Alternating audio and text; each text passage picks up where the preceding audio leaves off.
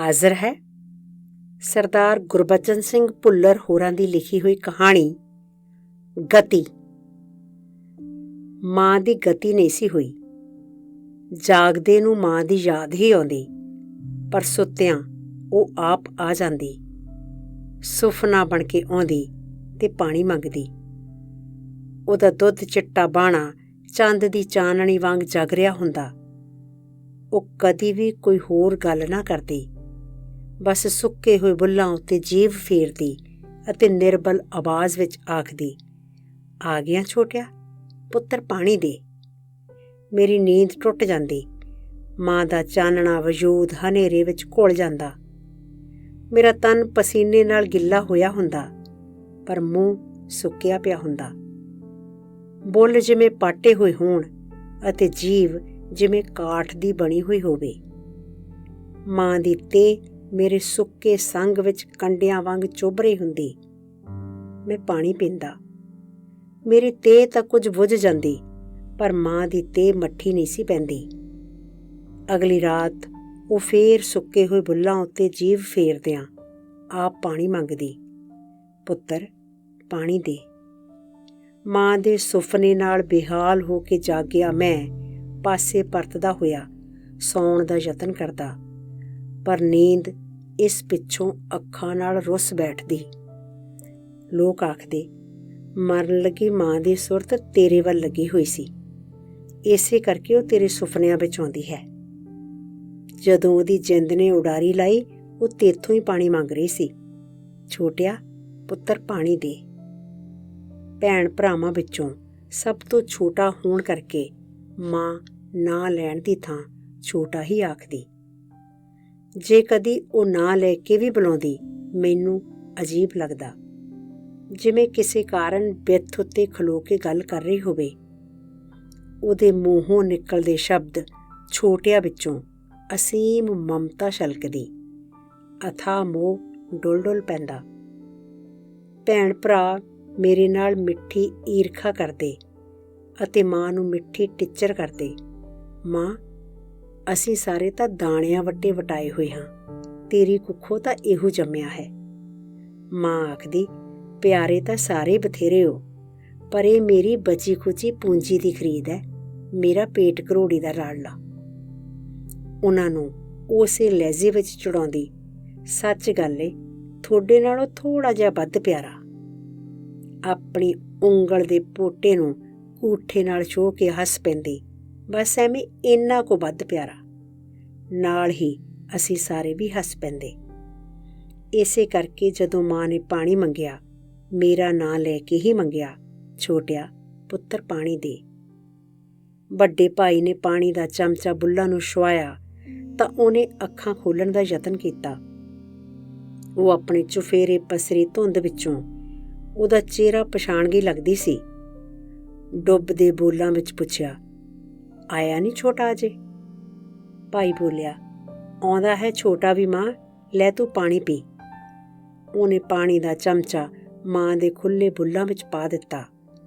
ਸਾਰਾ ਪਾਣੀ ਖਾਖ ਵਿੱਚੋਂ ਬਾਹਰ ਡੁੱਲ ਗਿਆ ਅਤੇ ਮਾਂ ਦਾ ਸਿਰ ਇੱਕ ਪਾਸੇ ਨੂੰ ਡਿੱਗ ਪਿਆ। ਖੇਡ ਖਤਮ ਹੋ ਗਈ।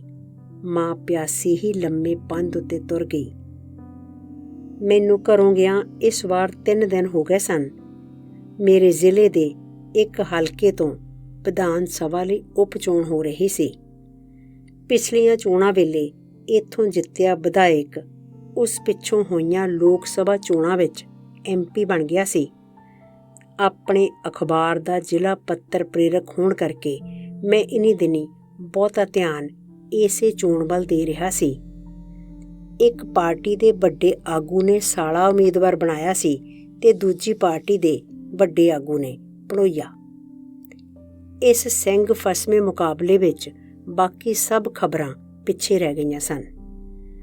ਮੈਂ ਸਵੇਰੇ ਸਵਖਤੇ ਘਰੋਂ ਨਿਕਲਦਾ ਤੇ ਸ਼ਾਮ ਨੂੰ ਕਦੀ-ਕਦੀ ਤਾਂ ਰਾਤ ਪਈ ਤੋਂ ਪਰਤਦਾ। ਸੰਪਾਦਕ ਦਾ ਸੁਝਾਅ ਸੀ ਮੈਂ ਮੁੱਖ ਉਮੀਦਵਾਰਾਂ ਦਾ ਪੂਰੇ ਦਿਨ ਦਾ ਰੁਝੇਵਾਂ ਲਿਖ ਕੇ ਭੇਜਾਂ। ਉਹਨਾਂ ਦਾ ਦਿਸਦਾ ਹਾਲ ਅਤੇ ਜਿੱਥੋਂ ਤੱਕ ਹੋ ਸਕੇ ਉਹਨਾਂ ਦੇ ਪਰਦੇ ਪਿਛਲੇ ਕਾਰਨਾਮੇ, ਮਾਇਆ ਦੇ ਗੱਫੇ ਤੇ ਨਸ਼ਿਆਂ ਦਾ ਪ੍ਰਸ਼ਾਦ, ਮਿੰਨਤਾਂ ਤੇ ਧਮਕੀਆਂ। ਪਾਰਟੀਆਂ ਦੇ ਗੁੰਡੇ ਪੱਗਾਂ ਸਿਰਾਂ ਉੱਤੇ ਬੰਨ੍ਹਣ ਦੀ ਥਾਂ ਮੋਢਿਆਂ ਉੱਤੇ ਰੱਖੀ ਫਿਰਦੇ ਸਨ। ਤਕੜੇ ਦੇ ਪੈਰਾਂ ਉੱਤੇ ਰੱਖਣ ਵਿੱਚ ਉਹਨਾਂ ਨੂੰ ਕੋਈ ਸ਼ਰਮ ਨਹੀਂ ਸੀ ਤੇ ਮਾੜੇ ਦੇ ਗਲ ਵਿੱਚ ਪਾਉਣ ਤੋਂ ਉਹਨਾਂ ਨੂੰ ਕੋਈ ਸੰਕੋਚ ਨਹੀਂ ਸੀ। ਸਵੇਰ ਤੋਂ ਡੂੰਘੀ ਰਾਤ ਤੱਕ ਸਾਲੇ ਅਤੇ ਭਣੋਈਏ ਦੇ ਵੰਨ-ਸੁਵੰਨੇ ਰੰਗ ਦੇਖਦਿਆਂ ਇਸ ਵਾਰ ਮੈਂ ਇਕੱਠੇ 3 ਦਿਨ ਘਰੋਂ ਬਾਹਰ ਰਿਹਾ। ਚੌਥੇ ਦਿਨ ਘਰ ਪਰਤਿਆ ਤਾਂ ਮਾਂ ਦੀ ਅਰਥੀ ਚੁੱਕਣ ਦੀ ਤਿਆਰੀ ਹੋ ਰਹੀ ਸੀ। ਅੰਮ੍ਰਿਤ ਵੇਲੇ ਉਹਦੇ ਪ੍ਰਾਣ ਪੰਖੇਰੂ ਉਡਾਰੀ ਲਾ ਗਏ ਸਨ। ਇੱਧਰ ਉੱਧਰ ਮੇਰੀ ਭਾਲ ਹੁੰਦੀ ਰਹੀ। ਆਖਰ ਵੇਲੇ ਸਿਰ ਮੇਰੇ ਮੁੜਨ ਦੀ ਆਸ ਮੁਕਾ ਕੇ ਉਹ ਮਿੱਟੀ ਸਮੇਟਣ ਲੱਗੇ ਸਨ। ਮੈਂ ਪਰਤਿਆ ਤਾਂ ਸਭ ਦਾ ਧਿਆਨ ਮੇਰੇ ਵੱਲ ਹੋਣਾ ਸੁਭਾਵਿਕ ਸੀ। ਅੱਖਾਂ ਪੂੰਝਦੇ ਉਹ ਇੱਕੋ ਗੱਲ ਦੱਸ ਰਹੇ ਸਨ ਤੇ ਇੱਥੋਂ ਪਾਣੀ ਮੰਗਦੀ ਤੁਰ ਗਈ ਮਾਂ। ਮੈਂ ਪਛਤਾਉਂਦਾ, ਜੇ ਘਰ ਹੁੰਦਾ ਮਾਂ ਦੇ ਮੂੰਹ ਵਿੱਚ ਪਾਣੀ ਤਾਂ ਪਾ ਦਿੰਦਾ। ਭਾਵੇਂ ਮੇਰਾ ਪਾਣੀ ਭਾਈ ਦੇ ਪਾਣੀ ਨਾਲੋਂ ਵੱਧ ਕਾਰਗਰ ਨਹੀਂ ਸੀ ਹੋਣਾ, ਮਾਂ ਦੀ ਅੰਤਮ ਇੱਛਾ ਤਾਂ ਪੂਰੀ ਹੋ ਜਾਂਦੀ। ਫੇਰ ਉਹਨੂੰ ਮੇਰੇ ਸੁਪਨਿਆਂ ਵਿੱਚ ਇਉਂ ਪਿਆਸੀ ਨਾ ਭਟਕਣਾ ਪੈਂਦਾ। ਇਹ ਅਜਿਹਾ ਪਛਤਾਵਾ ਸੀ ਜਿਸ ਦਾ ਨਾ ਕੋਈ ਉਪਾਅ ਸੀ ਤੇ ਨਾ ਅੰਤ। ਰੋਜ਼ ਸਵੇਰੇ ਮੈਂ ਪਾਪ ਬੋਧ ਨਾਲ ਉੱਠਦਾ। ਇਸ ਵਿੱਚ ਭਾਵੇਂ ਮੇਰਾ ਕੋਈ ਦੋਸ਼ ਨਹੀਂ ਸੀ, ਪਰ ਮਾਂ ਦੀ ਰੂਹ ਭਟਕ ਤਾਂ ਮੇਰੇ ਕਾਰਨ ਹੀ ਰਹੀ ਸੀ। ਜਦੋਂ ਫੁੱਲ ਜਲ ਵਿੱਚ ਪ੍ਰਵਾਹੇ ਗਏ ਸਨ, ਲੋਕ ਮਾਂ ਦੀ ਸੰਸਾਰ ਯਾਤਰਾ ਦਾ ਅੰਤ ਹੋ ਗਿਆ ਆਖਦੇ ਸਨ। ਫੁੱਲ ਪਾਉਣ ਦਾ ਇੱਕ ਮਨੋਰਥ ਜਿਉਂਦਿਆਂ ਨੂੰ ਇਹ ਅਹਿਸਾਸ ਕਰਾਉਣਾ ਹੁੰਦਾ ਹੈ ਕਿ ਜਾਣ ਵਾਲੇ ਦੀ ਵਿਦਾਇਗੀ ਹੋ ਗਈ। ਪਰਿਵਾਰ ਨਾਲੋਂ, ਸੰਸਾਰ ਨਾਲੋਂ ਉਸਦੇ ਨਾਤੇ ਦੀ ਆਖਰੀ ਤੰਦ ਟੁੱਟ ਗਈ। ਫੁੱਲ ਤਾਰਨ ਪਿੱਛੋਂ ਵੀ ਮੇਰੇ ਮਨ ਵਿੱਚ ਇਹ ਭਾਵਨਾ ਪੈਦਾ ਨਾ ਹੋਈ, ਨਾ ਹੀ ਅੰਤਮ ਰਸਮਾਂ ਸਮੇਂ। ਸਭ ਵੱਲੋਂ ਮਿਲ ਕੇ ਪਰਮਾਤਮਾ ਅੱਗੇ ਕੀਤੀ ਅਰਦਾਸ ਪ੍ਰਵਾਨ ਹੋਈ ਲੱਗਦੀ ਸੀ। ਕਿੱਥੇ ਮਿਲੀ ਜਿਉਂਦਿਆਂ ਨੂੰ ਭਾਣਾ ਮੰਨਣ ਦੀ ਸ਼ਕਤੀ? ਮੈਨੂੰ ਤਾਂ ਮਿਲੀ ਹੀ ਨਹੀਂ ਸੀ। ਨਾ ਮਰਨ ਵਾਲੀ ਨੂੰ ਉਹਨੇ ਆਪਣੇ ਚਰਨਾਂ ਵਿੱਚ ਨਿਵਾਸ ਦਿੱਤਾ ਲੱਗਦਾ ਸੀ। ਨਹੀਂ ਤਾਂ ਮਾਂ ਮੇਰੇ ਸੁਪਨਿਆਂ ਵਿੱਚ ਮੁੜ-ਮੁੜ ਕਿਉਂ ਆਉਂਦੀ? ਜਨ ਕੀ ਅਰਦਾਸ ਬਿਰਥੀ ਹੀ ਚਲੀ ਗਈ ਸੀ। ਮੇਰਾ ਕੰਮ ਹੀ ਅਜਿਹਾ ਸੀ, ਪਤਾ ਨਹੀਂ ਕਦੋਂ ਕਿੱਥੇ ਜਾਣਾ ਪੈ ਜਾਵੇ। ਇਹ ਵੀ ਪਤਾ ਨਹੀਂ ਸੀ ਕਿੰਨਾ ਚਿਰ ਘਰੋਂ ਬਾਹਰ ਬੀਤ ਜਾਵੇ। ਯੂਨੀਵਰਸਿਟੀ ਵਿੱਚ ਪੜ੍ਹਦਿਆਂ ਮੈਂ ਸਮਾਜਿਕ ਸਮੱਸਿਆਵਾਂ ਬਾਰੇ, ਲੋਕਾਂ ਦੀਆਂ ਮੁਸ਼ਕਲਾਂ ਬਾਰੇ ਲਿਖਣ ਲੱਗ ਪਿਆ ਸੀ। ਮੈਨੂੰ ਦੂਰੀ ਤਸੱਲੀ ਹੁੰਦੀ, ਸਧਾਰਨ ਜੀਵਨ ਨੂੰ ਮੈਂ ਹਾਕਮਾਂ ਤੇ ਪਾਠਕਾਂ ਦੀ ਨਜ਼ਰ ਵਿੱਚ ਲਿਆ ਰਿਹਾ ਸੀ ਤੇ ਆਮ ਵਿਦਿਆਰਥੀਆਂ ਦੇ ਉਲਟ ਮੇਰੀ ਪਛਾਣ ਬਣਦੀ ਜਾ ਰਹੀ ਸੀ।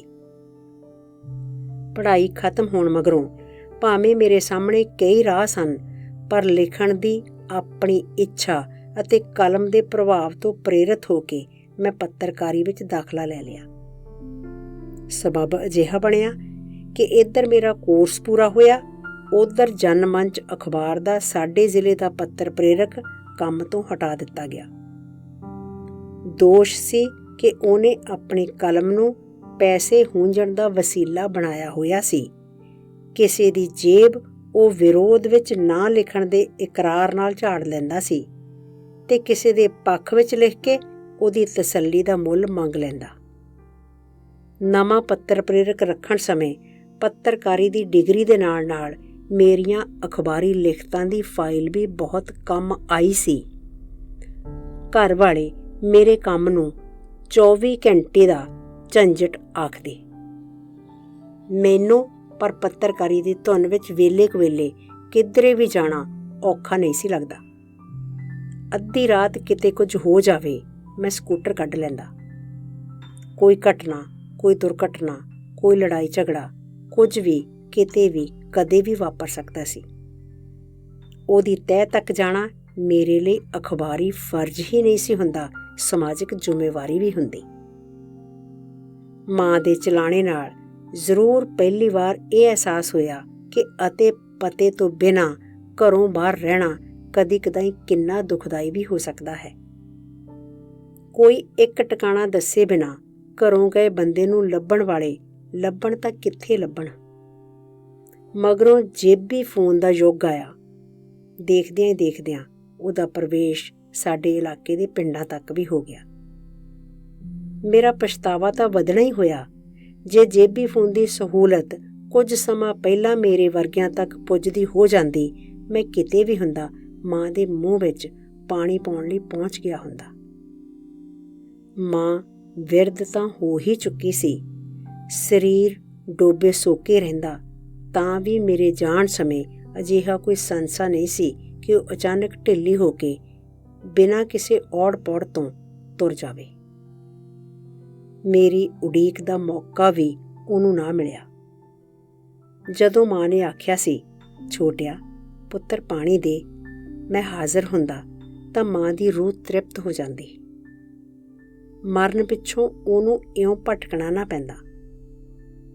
ਤੇ ਨਾਲ ਬੇਹਾਲ ਉਹ ਮੇਰੇ ਸੁਪਨਿਆਂ ਵਿੱਚ ਆ ਕੇ ਪਾਣੀ ਨਾ ਮੰਗਦੀ।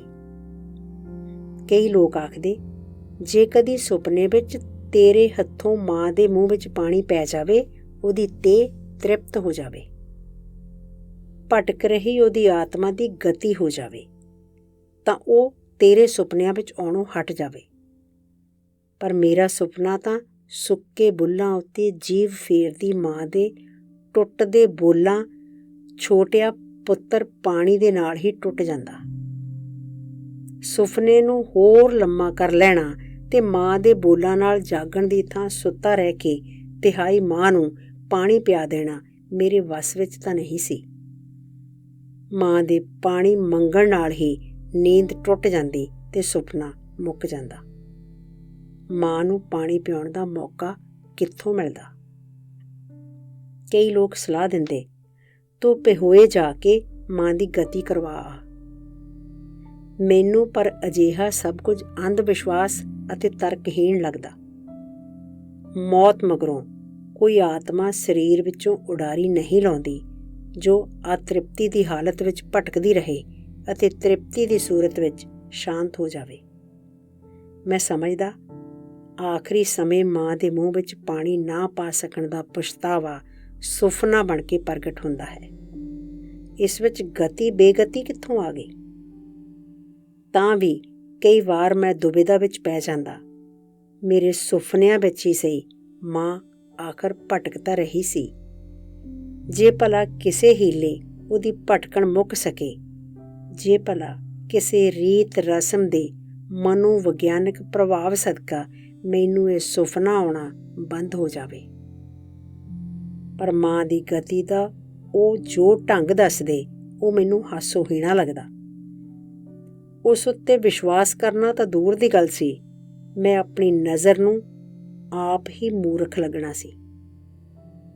ਘਰੋਂ ਸਫ਼ਰ ਦੀ ਤਿਆਰੀ ਕਰਕੇ ਮਾਂ ਦੇ ਸੇਵੇ ਕੋਲ ਆਖਣਾ ਹੋਵੇਗਾ, ਮਾਂ ਚੱਲ ਉੱਠ, ਆਪਾਂ ਪਿਹੋਏ ਚੱਲੀਏ।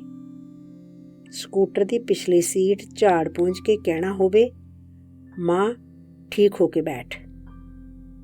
ਟੱਬਰ ਨੇ ਆਪਣੇ ਆਪਣੇ ਰਿਸ਼ਤੇ ਅਨੁਸਾਰ ਸੰਬੋਧਨ ਕਰਦਿਆਂ ਉਹਨੂੰ ਪਰਲੋਕ ਵਾਲੇ ਟਿਕਾਣੇ ਪਹੁੰਚਣ ਲਈ ਵਿਦਾ ਕਰਨਾ ਹੋਵੇਗਾ।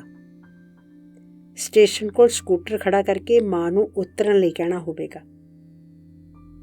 ਪਲੇਟਫਾਰਮ ਉੱਤੇ ਉਹਨੂੰ ਕਿਸੇ ਅਜਿਹੀ ਨਿਵੇਕਲੀ ਥਾਂ ਬਿਠਾਉਣਾ ਹੋਵੇਗਾ ਜਿਸ ਨੂੰ ਖਾਲੀ ਸਮਝ ਕੇ ਕਿਸੇ ਹੋਰ ਦੇ ਆ ਬੈਠਣ ਦੀ ਸੰਭਾਵਨਾ ਨਾ ਹੋਵੇ। ਟਿਕਟਾਂ ਦੋ ਲੈਣੀਆਂ ਹੋਣਗੀਆਂ, ਇੱਕ ਆਪਣੀ ਅਤੇ ਦੂਜੀ ਮਾਂ ਦੀ। ਗੱਡੀ ਆਈ ਤੋਂ ਆਵਾਜ਼ ਦੇਣੀ ਹੋਵੇਗੀ, ਆ ਮਾਂ ਚੜੀਏ, ਗੱਡੀ ਆ ਗਈ।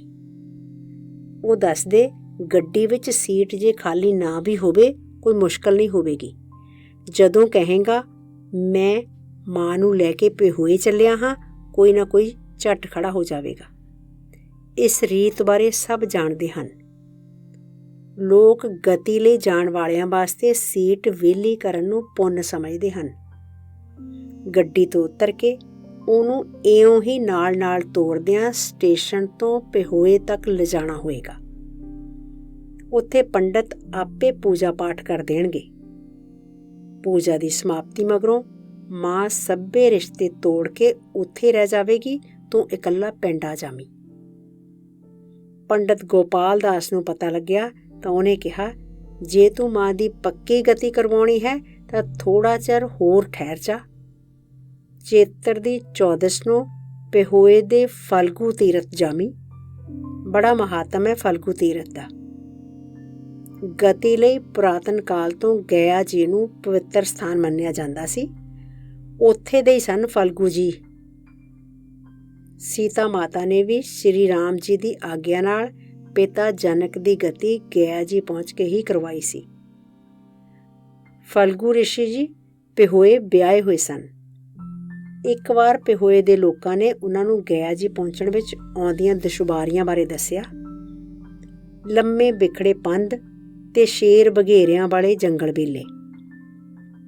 ਫਲਗੂ ਰਿਸ਼ੀ ਕੁਝ ਪਲ ਧਿਆਨ ਵਿੱਚ ਗਏ ਤੇ ਫਿਰ ਅੱਖਾਂ ਖੋਲ੍ਹ ਕੇ ਬਚਨ ਕੀਤਾ, ਠੀਕ ਹੈ, ਮੈਂ ਹਰ ਵਾਰ ਚੇਤਰ ਦੀ 14 ਨੂੰ ਪਿਹੋਏ ਆਪ ਆਇਆ ਕਰਾਂਗਾ ਤੇ ਇੱਥੋਂ ਦੀ ਗਤੀ ਦਾ ਗਿਆ ਜਿੰਨਾ ਹੀ ਮਹਾਤਮ ਹੋਵੇਗਾ। ਪਿਹੋਏ ਦਾ ਫਲਗੂ ਤੀਰਥ ਉਹਨਾਂ ਨਿਮਿਤ ਹੀ ਹੈ। ਵੈਸੇ ਤਾਂ ਉੱਥੇ ਕਰਵਾਈ ਗਤੀ ਸਾਰਾ ਸਾਲ ਹੀ ਸੰਪੂਰਨ ਮੰਨੀ ਜਾਂਦੀ ਹੈ, ਪਰ ਚੇਤਰ ਦੀ 14 ਨੂੰ ਹੋਈ ਗਤੀ ਮਗਰੋਂ ਪ੍ਰਾਣੀ ਨੂੰ ਸਵਰਗ ਦੇ ਦੁਆਰ ਖੁੱਲ੍ਹੇ ਮਿਲਦੇ ਹਨ। ਤੂੰ ਚੇਤਰ ਦੀ 14 ਨੂੰ ਹੀ ਜਾਮੀ। ਚਿੱਤ ਵਿੱਚ ਆਇਆ, ਪੰਡਤ ਜੀ ਨੂੰ ਪੁੱਛਾਂ, ਸਵਰਗ ਦੇ ਦੁਆਰ ਤਾਂ ਉਹਨਾਂ ਲੋਕਾਂ ਨੂੰ ਵੀ ਖੁੱਲ੍ਹੇ ਮਿਲਦੇ ਦੱਸਦੇ ਹਨ ਜੋ ਅੰਮ੍ਰਿਤ ਵੇਲੇ ਪੂਰੇ ਹੁੰਦੇ ਹਨ।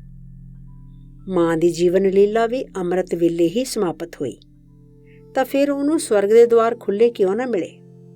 ਉਹਨੂੰ ਗਤੀ ਦੀ ਲੋੜ ਕਿਉਂ ਦੱਸੀ ਜਾਂਦੀ ਹੈ?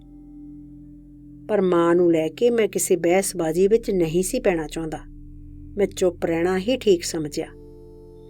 ਚੇਤਰ ਦੀ 14 ਅਜੇ ਦੂਰ ਸੀ, ਪਰ ਜਦੋਂ ਉਹ ਆਈ ਵੀ ਪਤਾ ਨਹੀਂ ਪਰੇਸ਼ਾਨੀ ਦੇ ਬਾਵਜੂਦ ਆਪਣੇ ਮਨ ਨੂੰ ਉੱਥੇ ਜਾਣ ਲਈ ਮਨਾ ਵੀ ਸਕਾਂਗਾ ਕਿ ਨਹੀਂ। ਇੱਕ ਦਿਨ ਅਚਾਨਕ ਨੇੜੇ ਦੇ ਕਸਬੇ ਵਿੱਚ ਝਗੜਾ ਹੋ ਗਿਆ। ਕੋਈ ਮੁਸਲਮਾਨ ਅੱਲਾ ਨੂੰ ਪਿਆਰਾ ਹੋ ਗਿਆ ਸੀ। ਉਹਨੂੰ ਪੁਰਾਣੇ ਕਬਰਸਤਾਨ ਵਿੱਚ ਦਫਨਾਉਣ ਦੀ ਤਿਆਰੀ ਹੋਣ ਲੱਗੀ ਤਾਂ ਗੈਰ ਮੁਸਲਮਾਨਾਂ ਨੇ ਅੜਿੱਕਾ ਢਾਹ ਦਿੱਤਾ। ਉਹਨਾਂ ਦਾ ਕਹਿਣਾ ਸੀ, ਇਹ ਥਾਂ ਪੁਰਾਣੇ ਬੇਲਿਆਂ ਤੋਂ ਗਊਸ਼ਾਲਾ ਦੀ ਸੰਪત્ਤੀ ਹੈ, ਜਿਸ ਨੂੰ ਕਬਰਾਂ ਲਈ ਹਥਿਆ ਲਿਆ ਗਿਆ ਸੀ। ਉਹਨਾਂ ਦਾ ਦੋ ਟੁਕ ਫਰਮਾਨ ਸੀ, ਅੱਗੇ ਤੋਂ ਗਊ ਮਾਤਾ ਦੀ ਪਵਿੱਤਰ ਭੂਮੀ ਉੱਤੇ ਉਹ ਇੱਕ ਵੀ ਮੁਰਦਾ ਨਹੀਂ ਦਫਨਾਉਣਗੇ। ਦੇਸ਼ ਵਿੱਚ ਧਰਮਾਂ ਵਿਚਕਾਰ ਪਾੜਾ ਵੱਧ ਰਿਹਾ ਸੀ। ਫਿਰਕੂ ਮਾਹੌਲ ਦੀ ਤਣਾਤਣੀ ਸੰਘਣੀ ਹੁੰਦੀ ਜਾਂਦੀ ਸੀ। ਧਰਮਾਂ ਵਿਚਕਾਰ ਖਾਈ ਡੂੰਘੀ ਹੁੰਦੇ ਜਾਣ ਨਾਲ ਕਈ ਸ਼ਕਤੀਆਂ ਨੂੰ ਲਾਭ ਪੁੱਜਦਾ ਸੀ। ਧਾਰਮਿਕ ਸਦਭਾਵ ਦੇ ਨਾਂ ਉੱਤੇ ਮੁਸਲਮਾਨਾਂ ਨੂੰ ਮੁਰਦਾ ਨੇੜਲੇ ਸ਼ਹਿਰ ਦੇ ਕਬਰਸਤਾਨ ਵਿੱਚ ਦਫਨਾਉਣ ਦੀ ਸਲਾਹ ਦਿੱਤੀ ਜਾ ਰਹੀ ਸੀ। ਕ੍ਰੋਧ ਵਿੱਚ ਆਏ ਮੁਸਲਮਾਨਾਂ ਨੇ ਆਪਣਾ ਹੱਕ ਜਤਾਉਣਾ ਚਾਹਿਆ, ਪਰ ਛੇਤੀ ਹੀ ਹਾਲਾਤ ਨੇ ਕ੍ਰੋਧ ਨੂੰ ਬੇਬਸੀ ਵਿੱਚ ਬਦਲ ਦਿੱਤਾ। ਉਹਨਾਂ ਨੂੰ ਸਬਕ ਸਿਖਾਉਣ ਲਈ ਰਾਤ ਨੂੰ ਹਮਲਾ ਹੋਣ ਦੀਆਂ ਸਲਾਹਾਂ ਦੀ ਅਫਵਾਹ ਫੈਲੀ ਤਾਂ ਮੁਸਲਮਾਨ ਮੁਰਦਾ ਲੈ ਕੇ ਹੀ ਸ਼ਹਿਰ ਨਾ ਗਏ, ਸਗੋਂ ਘਰਾਂ ਨੂੰ ਜਿੰਦੇ ਲਾ ਕੇ ਬੀਵੀਆਂ ਬੱਚਿਆਂ ਨੂੰ ਵੀ ਨਾਲ ਲੈ ਗਏ। ਜਿਨ੍ਹਾਂ ਦਾ ਉੱਥੇ ਕੋਈ ਆਪਣਾ ਨਹੀਂ ਸੀ, ਉਹਨਾਂ ਨੇ ਸ਼ਹਿਰ ਦੀ ਮਸੀਤ ਵਿੱਚ ਪਨਾਹ ਲੈ ਲਈ। ਕੈਮਰਾ ਮੋਢੇ ਪਾ ਕੇ ਮੈਂ ਸਕੂਟਰ ਤੋਰ ਲਿਆ। ਧਿਆਨ ਇਸ ਝਗੜੇ ਤੋਂ ਤੁਰਦਾ ਮਾਂ ਤੱਕ ਪੁੱਜ ਗਿਆ। ਉਹ ਜਦੋਂ ਕਿਸੇ ਦੰਗੇ ਫਸਾਦ ਬਾਰੇ ਸੁਣਦੀ ਸਦਾ ਇਹੋ ਆਖਦੀ, ਰੱਬ ਨੇ ਤਾਂ ਬੰਦੇ ਇੱਕੋ ਸਾਂਚੇ ਵਿੱਚ ਢਾਲੇ ਨੇ, ਇਹ ਆਪੇ ਹਿੰਦੂ ਸਿੱਖ ਤੇ ਮੁਸਲਮਾਨ ਬਣ ਬੈਠੇ। ਉਹ ਪੜ੍ਹੀ ਲਿਖੀ ਤਾਂ ਬਹੁਤੀ ਨਹੀਂ ਸੀ, ਪਰ ਗੱਲਾਂ ਗਿਆਨ ਵਾਲੀਆਂ ਕਰਦੀ। ਆਖਦੀ, ਜਿਹੜਾ ਕੋਈ ਹੁਣ ਆਪਣੇ ਧਰਮ ਲਈ ਮਰਨ ਮਾਰਨ ਨੂੰ ਤਿਆਰ ਫਿਰਦਾ ਏ, ਜੇ ਦੂਜੇ ਧਰਮ ਵਾਲੇ ਮਾਪਿਆਂ ਦੇ ਘਰ ਜੰਮ ਪੈਂਦਾ, ਉਹਦੇ ਲਈ ਮਰਦਾ ਮਾਰਦਾ ਫਿਰਦਾ। ਉਹ ਹੌਕਾ ਲੈ ਕੇ ਨਿਬੇੜਾ ਕਰਦੀ, ਧਰਮ ਦਾ ਨਾਂ ਲੈ ਕੇ ਅਧਰਮ ਕਮਾਉਂਦੇ ਨੇ ਪਾਪੀ ਕਿਸੇ ਥਾਂ ਦੇ। ਮਾਂ ਦੇ ਮੂੰਹੋਂ ਅਜਿਹੀਆਂ ਗੱਲਾਂ ਸੁਣ ਕੇ ਹੈਰਾਨੀ ਹੁੰਦੀ। ਦੇਸ਼ ਦੀ ਵੰਡ ਵੇਲੇ ਜੋ ਆਦਮ ਦਾ ਹੀ ਭਾਂਬੜ ਵਾਲੇ ਸਨ, ਉਹਨਾਂ ਦਾ ਸੇਕ ਮਾਂ ਨੂੰ ਵੀ ਲੱਗਿਆ ਸੀ।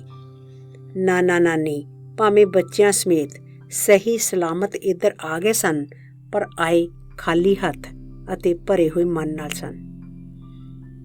ਅਨੇਕ ਆਪਣਿਆਂ ਦੀ ਦਰਦਨਾਕ ਮੌਤ ਵੀ ਦੇਖਣੀ ਸੁਣਨੀ ਪਈ ਸੀ।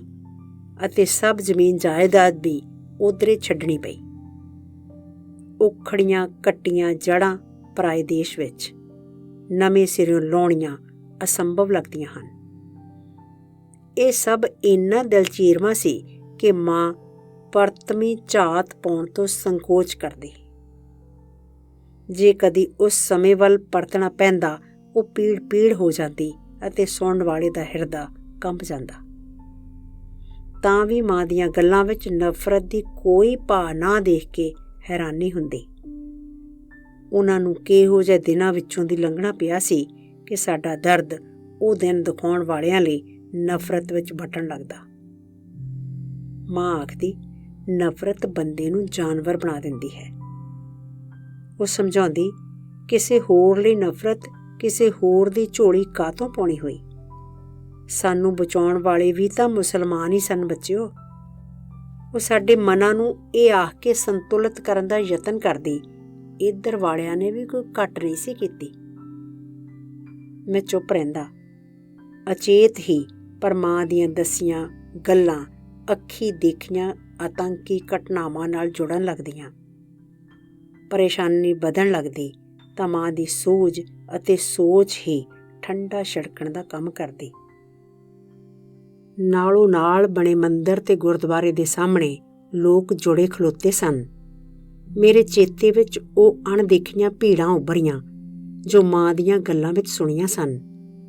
ਸ਼ੁਭ ਚਿੰਤਕ ਮੁਸਲਮਾਨਾਂ ਦੇ ਘੇਰੇ ਵਿਚਕਾਰ ਘਰ ਤੋਂ ਹਿੰਦੂ ਸਿੱਖ ਕੈਂਪ ਵੱਲ ਜਾਂਦਿਆਂ ਰਾਹ ਵਿੱਚ ਉਹਨਾਂ ਨੂੰ ਅਜਿਹੀਆਂ ਹੀ ਭੀੜਾਂ ਕੋਲੋਂ ਲੰਘਣਾ ਪਿਆ ਸੀ। ਭੀੜਾਂ ਵਿੱਚੋਂ ਲੋਕ ਇਹਨਾਂ ਦੇ ਰਾਖੇ ਮੁਸਲਮਾਨਾਂ ਨੂੰ ਕੌਮ ਦੇ ਗਦਾਰ ਆ ਕੇ ਚੜਾਉਂਦੇ ਸਨ ਅਤੇ ਦੁਸ਼ਮਣਾਂ ਦੇ ਰਖਵਾਲੇ ਹੋਣ ਦੇ ਮਿਹਣੇ ਮਾਰਦੇ ਸਨ। ਮੁਸਲਮਾਨਾਂ ਵਾਲੇ ਪਾਸੇ ਸੁੰਨ ਵਰਤੀ ਪਈ ਸੀ। ਉਹ ਉਹੋ ਜਿਹਾ ਹੀ ਉਜਾੜਾ ਸੀ ਜਿਹੋ ਜਿਹਾ ਮੁਹੱਲੇ ਵਿੱਚੋਂ ਨਿਕਲਣ ਸਮੇਂ ਮਾਂ ਸਮੇਤ ਸਾਰਿਆਂ ਨੇ ਨਜ਼ਰਾਂ ਪਿੱਛੇ ਮੋੜ ਕੇ ਦੇਖਿਆ ਸੀ। ਸੁੰਨੇ ਮੁਸਲਮਾਨ ਮੁਹੱਲੇ ਦੇ ਬਾਹਰ ਬਸ 4 ਕੁ ਪੁਲਸੀਏ ਡਾਂਗਾਂ ਫੜੀ ਖਲੋਤੇ ਸਨ। ਮੈਨੂੰ ਦੇਖ ਕੇ ਮੁਸਕਰਾਏ, ਆ ਗਏ ਜਨਾਬ ਵੀ। ਦੇਖੋ ਜੀ, ਸਾਡੇ ਅਖਬਾਰ ਨੂੰ ਤਾਂ ਤੁਸੀਂ ਜਾਣਦੇ ਹੀ ਹੋ, ਅਸੀਂ ਤਾਂ ਹਮੇਸ਼ਾ ਠੰਡਾ ਹੀ ਛਿੜਕਦੇ ਹਾਂ। ਮੈਂ ਵੀ ਮੁਸਕਰਾਉਣ ਦਾ ਯਤਨ ਕੀਤਾ। ਆਪਣੀਆਂ ਅੱਖਾਂ ਨਾਲ ਦੇਖਾਂਗੇ ਤਾਂ ਲੋਕਾਂ ਨੂੰ ਦੱਸਾਂਗੇ ਕਿ ਕੋਈ ਵੱਡਾ ਝਗੜਾ ਨਹੀਂ। ਇਹ ਵੀ ਲਿਖਾਂਗੇ ਕਿ ਭਰਮ ਭੁਲੇਖੇ ਕਾਰਨ ਸ਼ਹਿਰ ਚਲੇ ਗਏ ਮੁਸਲਮਾਨ ਭਰਾਵਾਂ ਨੂੰ ਮੋੜ ਲਿਆਉਣ ਦੀਆਂ ਸਲਾਹਾਂ ਹੋ ਰਹੀਆਂ ਨੇ ਤੇ ਉਹਨਾਂ ਦੇ ਘਰ ਘਾਟ ਪੁਲਿਸ ਦੀ ਨਜ਼ਰ ਹੇਠ ਬਿਲਕੁਲ ਸੁਰੱਖਿਅਤ ਨੇ। ਮੈਂ ਦਾਅ ਖੇਡਿਆ, ਪੁਲਿਸ ਦਾ ਬੰਦੋਬਸਤ ਦਿਖਾਉਣ ਲਈ ਪਹਿਲਾਂ ਤੁਹਾਡੀ ਤਸਵੀਰ ਤਾਂ ਲੈ ਲਵਾਂ। ਉਹ ਡਾਂਗਾਂ ਅੱਗੇ ਕਰਕੇ ਸਾਵਧਾਨ ਖਲੋ ਗਏ। ਮਾਹੌਲ ਠੀਕ ਬਣਿਆ ਦੇਖ ਕੇ ਮੈਂ ਪੁੱਛਣ ਨਾਲੋਂ ਬਹੁਤਾ ਜਿਵੇਂ ਉਹਨਾਂ ਨੂੰ ਦੱਸਿਆ ਹੋਵੇ, ਸੁਰੱਖਿਅਤ ਮੁਸਲਮਾਨ ਘਰਾਂ ਦੀਆਂ ਕੁਝ ਤਸਵੀਰਾਂ ਵੀ ਲੈ ਲਵਾਂ। ਬੰਦ ਘਰਾਂ ਦੇ ਬੂਹਿਆਂ ਉੱਤੇ ਤਾਲੇ ਲਟਕ ਰਹੇ ਸਨ। ਗਲੀ ਦਾ ਮੋੜ ਮੁੜ ਕੇ ਦੇਖਿਆ, ਇੱਕ ਘਰ ਦਾ ਕੇਵਲ ਕੁੰਡਾ ਹੀ ਬੰਦ ਸੀ। ਸ਼ਾਇਦ ਭੱਜ ਭਜਾਈ ਵਿੱਚ ਕਿਸੇ ਨੂੰ ਤਾਲਾ ਲੱਭਣ ਲਾਉਣ ਦਾ ਸਮਾਂ ਹੀ ਨਹੀਂ ਸੀ ਮਿਲਿਆ, ਜਾਂ ਹੋ ਸਕਦਾ ਹੈ ਦੂਰ ਨੇੜੇ ਅਕਸਰ ਹੀ ਹੁੰਦੇ ਰਹਿੰਦੇ ਦੰਗਿਆਂ ਦੇ ਅਨੁਭਵ ਤੋਂ ਉਹਨੇ ਸੋਚਿਆ ਹੋਵੇ, ਲੁੱਟਣ ਵਾਲੇ ਆਏ ਤਾਂ ਤਾਲੇ ਨੇ ਕਿਹੜਾ ਉਹਨਾਂ ਦੇ ਹੱਥ ਫੜ ਲੈਣੇ ਨੇ। ਮੈਂ ਬੂਹੇ ਕੋਲ ਰੁਕ ਗਿਆ। ਘਰ ਛੱਡਦਿਆਂ ਉਹਨਾਂ ਦੇ ਦਿਲ ਉੱਤੇ ਉਹ ਬੀਤੀ ਹੋਵੇਗੀ ਜੋ ਮਾਂ ਦੇ ਪਰਿਵਾਰ ਦੇ ਦਿਲ ਉੱਤੇ ਘਰ ਛੱਡਦਿਆਂ ਬੀਤੀ ਸੀ।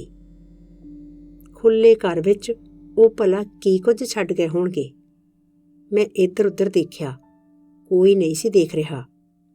ਕੁੰਡਾ ਖੋਲ੍ਹ ਕੇ ਅੰਦਰ ਲੰਘਦਿਆਂ ਮੈਂ ਪਿੱਛੇ ਬੂਹਾ ਬੰਦ ਕਰ ਦਿੱਤਾ। ਖੱਬੇ ਪਾਸੇ ਵਾਲੀ ਕੋਠੜੀ ਵਿੱਚੋਂ ਨਿਰਬਲ ਜਿਹੀ ਆਵਾਜ਼ ਆਈ, ਆ ਗਿਆ ਬਸ਼ੀਰਿਆ, ਪੁੱਤਰ ਪਾਣੀ ਦੇ। ਮੰਜੀ ਉੱਤੇ ਇੱਕ ਬਿਰਧ ਮਾਈ ਪਈ ਸੀ। ਉਹਨੇ ਬਾਹਰਲੇ ਬੂਹੇ ਦੀ ਆਵਾਜ਼ ਅਤੇ ਮੇਰੀ ਪੈੜ ਚਾਲ ਸੁਣ ਲਈ ਸੀ। ਮੇਰੇ ਮੂੰਹੋਂ ਆਪਣੇ ਆਪ ਨਿਕਲਿਆ, ਹਾਂ ਮਾਂ, ਮੈਂ ਆ ਗਿਆ। ਮਾਈ ਨੇ ਸੁੱਕੇ ਬੁੱਲ੍ਹਾਂ ਉੱਤੇ ਜੀਭ ਫੇਰਨ ਦਾ ਯਤਨ ਕੀਤਾ ਅਤੇ ਡੁੱਬਦੀ ਆਵਾਜ਼ ਵਿੱਚ ਬੋਲੀ, ਪੁੱਤਰ ਪਾਣੀ ਦੇ। ਸਿਰਹਾਣੇ ਵੱਲ ਬੈਠਦਿਆਂ ਉਹਦਾ ਸਿਰ ਚੁੱਕ ਕੇ ਮੈਂ ਆਪਣੇ ਪੱਟ ਉੱਤੇ ਟਿਕਾ ਲਿਆ ਅਤੇ ਪਾਣੀ ਦਾ ਗਲਾਸ ਉਹਦੇ ਮੂੰਹ ਨੂੰ ਲਾ ਦਿੱਤਾ।